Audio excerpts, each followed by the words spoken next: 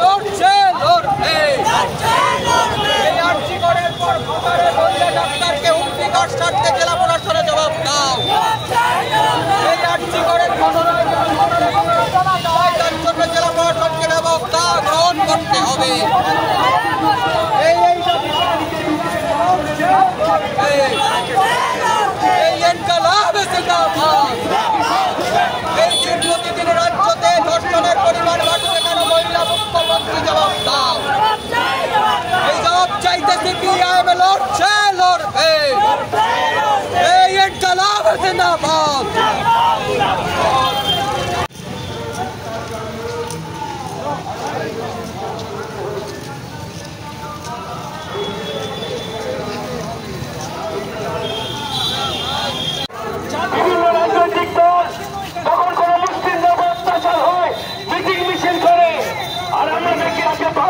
হিন্দুরা বিপদগামী বিন্দুদের বাড়ি চলছে, দোকানপাট লুট হচ্ছে।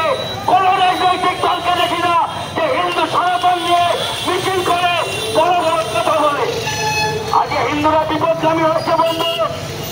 নিজের ধর্মকে যদি বাঁচাতে না পারে এই জামাত উগ্র মৌলবাদ বিএনপির সঙ্গে সংগঠিত হচ্ছে।